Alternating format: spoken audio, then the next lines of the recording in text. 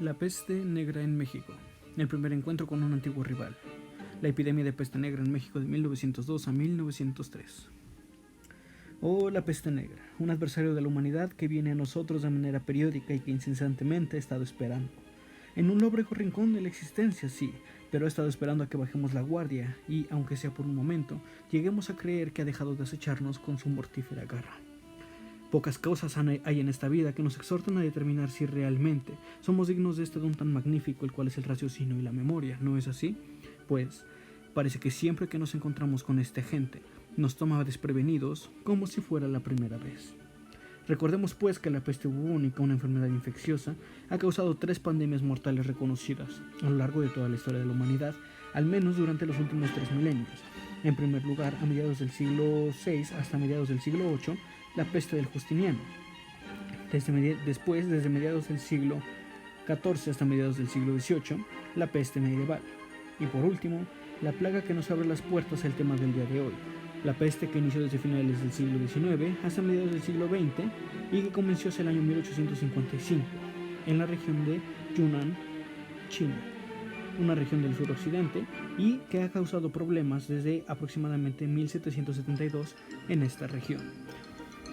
La plaga se presentaría hasta 1894 en Hong Kong y representó el punto álgido de la epidemia, pues tan solo en un par de meses había cobrado la vida de más de 100,000 personas en la ciudad vecina de Cantón.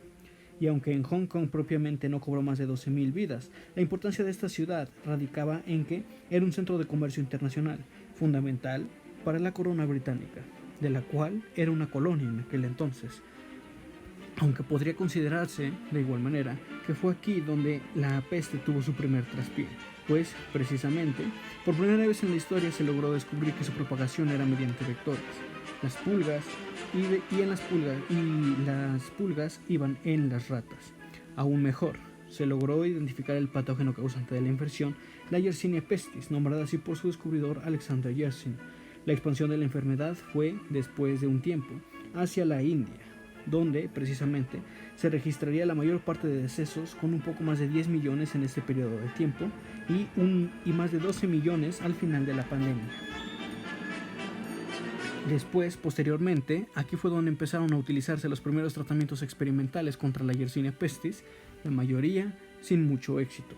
Después esta infección precisamente se propagó hasta Inglaterra, donde uno de los métodos más curiosos fue que se llegó a usar baños de gasolina para los cadáveres de ratas muertas como estrategia de limitación de la propagación.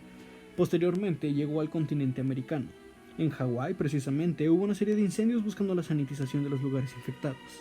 Barbárico, pero eficaz. Finalmente, la peste llegó al puerto de San Francisco en el año de 1900. Unos cuantos casos serían documentados al respecto, sin mayores complicaciones sanitarias, por supuesto. Sin embargo, no sería hasta el año de 1902, de manera específica el 11 de diciembre de 1902, en el puerto de Mazatlán, cuando oficialmente la pandemia habría llegado hasta nuestro país, México. Las acciones fueron rápidas, casi inmediatas, un trabajo en conjunto del Consejo Superior de Salubridad Mexicano y del Sistema de Salud estadounidense. Los protagonistas de estas hazañas fueron el Dr. Eduardo Lisiaga, líder del Consejo Superior de Salubridad Mexicano, el Dr. Walter Wyman, director general de la Salud Pública de Estados Unidos, y el presidente Porfirio Díaz, cuyos esfuerzos combinados lograron en cuestión de días que se levantaran cercos sanitarios a lo largo de los alrededores de Mazatlán para impedir la fuga masiva de la enfermedad. Y aunque la gente salió, la enfermedad no lo hizo. La policía, en conjunto con una brigada especial de médicos, tenían orden de intervenir y llevar a la fuerza a quienes presentaran síntomas sospechosos. Primero los trasladaban a unas barracas construidas en Lomas de Velódromo, una zona cercana a la playa y a las afueras de la ciudad. Y si los recluidos llegaban a presentar calentura, dolor inguinal, eran conducidos a un lazareto, el lazareto de Valdevere. Los reclusos, precisamente de estos lugares, reos, también eran utilizados para las labores de transporte e incineración de cadáveres. Por otra parte, también se llegaron a fumigar casas para disminuir el potencial infeccioso, y las que eran consideradas de alto riesgo eran sencillamente incineradas. Así como los ranchos sin fincas, en total se llegaron a destruir más de 1,000 casas por el fuego y las indemnizaciones ascendían hasta aproximadamente 129.310.000 pesos mexicanos de aquella época. Posteriormente, a mediados de 1903, las autoridades de Mazatlán informaban en el alta de los dos últimos enfermos alojados en el lazareto de la isla Belvedere. En mayo se reportaron los últimos casos, pero sería hasta agosto que ya no se tendría rastro de la enfermedad. Esto precisamente a que Yersin había sido capaz de aislar el patógeno hace unos cuantos años, y los médicos de Mazatlán habían tratado la enfermedad con el suero de Yersin. Entre 1896 y 1914, la peste bubónica mató cerca de 8 millones de personas en el mundo. Sin embargo, los afectados en Sinaloa no fueron más de 529 personas, de 738 enfermos registrados.